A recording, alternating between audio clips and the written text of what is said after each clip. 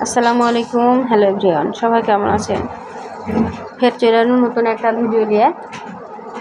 তো দেখতে পাচ্ছেন ব্রয়লার মুরগির ডিম আর আলু অর্ধেক করে কাটে দিয়েছি।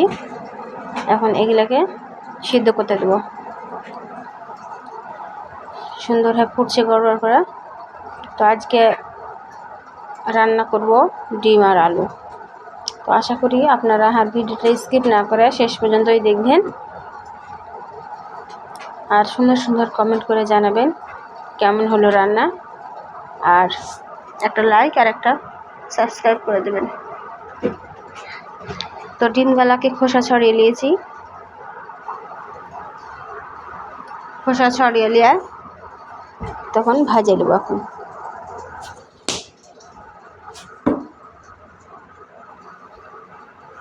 খোসা ছড়িয়ে নিয়ে সুন্দর করে ডিমগুলাকে এখন ভাজছি। দেখতেই পেয়েছেন এই যে ডিমগুলা প্রায় বাদামি কালার হয়ে আসছে,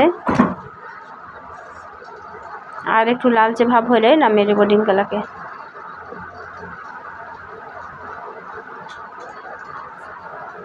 আর শ্বশুর করে একটু লাল না হলে খায় না, তো সেই লাগে একটু লালচে ভাব বেশি করলাম।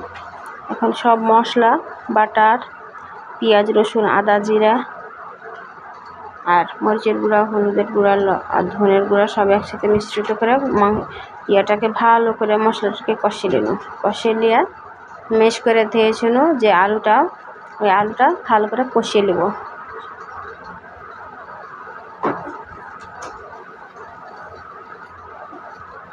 আলুটাকে কষা হয়ে গেল প্রায়।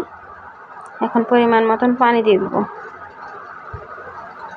পানি দেওয়ার পরে এখন লাড়াচাড়া সুন্দর করে কিছুক্ষণ ঢাকে ধুয়ে ফুটার অপেক্ষা করব।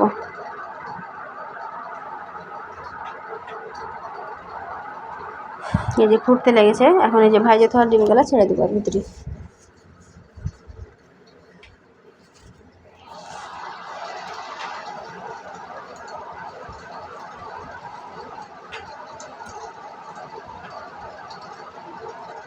এই যে ফাইনাল লুক দেখলেন, কত সুন্দর কালার এসছে। তো এখন নামিয়ে নেব, দিয়ে পরিবেশন করব।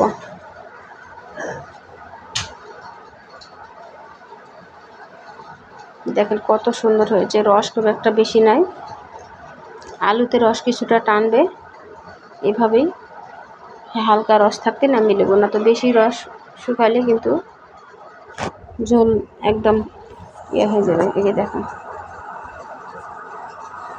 কত লোভনীয় হয়েছে, দেখতে পাচ্ছেন।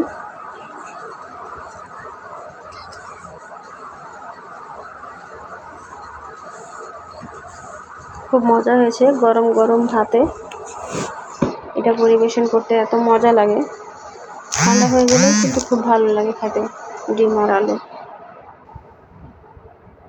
তো সবাই ভালো থাকবেন, সুস্থ থাকবেন। আজকে এই পর্যন্তই, ফের দেখা হবে পরের ভিডিওতে। তো আল্লাহ হাফেজ।